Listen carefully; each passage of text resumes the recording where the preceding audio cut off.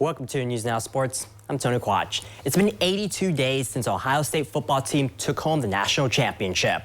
Today, the Buckeyes graced the field at the Shoe for their annual spring game. Dylan Tyson and Dwayne Scott were both at Ohio Stadium this afternoon. Take it away, guys.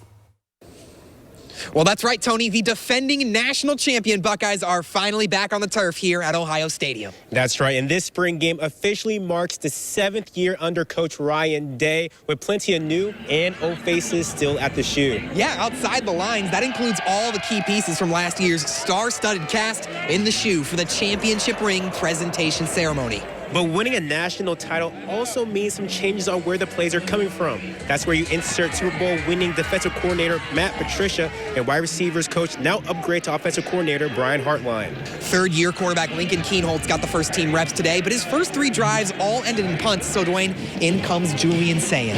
And on his first drive, the sophomore led his team right down the field behind senior West Virginia transfer running back C.J. Donaldson, who is the first Buckeye to reach the end zone in his first spring as a Buckeye. Next drive, it's Sayin again, this time airing it out to another new talent for the Buckeyes, Max Clare, the junior tight end out of Purdue. 3 drives, 3 touchdowns for Sayin. The all-new running back room for Ohio State featured the debut of Bo Jackson, not to confuse you at home with the Hall of Famer, filling the shoes of the recently departed Henderson and Judkins. Well, in the second half, the rest of the young quarterback room starts to blossom. Lincoln Keenholz finally finds the end zone and does it twice. This one, the red zone fade to another running back, Columbus native Sam Williams-Dixon. And Dylan, we can't forget about the Bell Fountain star, former Chieftain true freshman Tavius St. Clair, coming back from 2 early interceptions to throw the final touchdown pass on the day to freshman Phillip Bell. Brian Hartline's offense was cooking with 6 touchdowns, 3 field goals, and a 51-31 win for the Scarlet. Here's head coach Ryan Day's impression of the performance. I'm glad we did the spring game. I wasn't sure, but it was definitely the right thing to do. I wish we could have stayed out there for another 4 hours and gotten these reps and getting these guys some work. Julian, for the most part, early on was in rhythm and moved the team down the field. Lincoln settled down after the first drive or so, made some nice throws.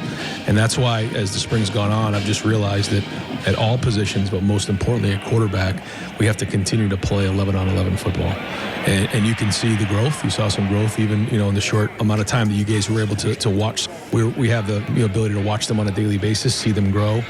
I wish I could say, hey, we need to get better at like 1, 2, and 3, but I know we just need to play football with these guys. We're young. We have a lot to work on, but I will say there was growth today. Well, we've got another 140 days till we see the Buckeyes in some real action back here hosting Texas in a Cotton Bowl rematch. And I'm sure just like the 40,000 people we saw in hand today, that this place will be rocking for sure. Well, until then, from Columbus, for Dwayne Scott, I'm Dylan Tyson. Tony, back to you.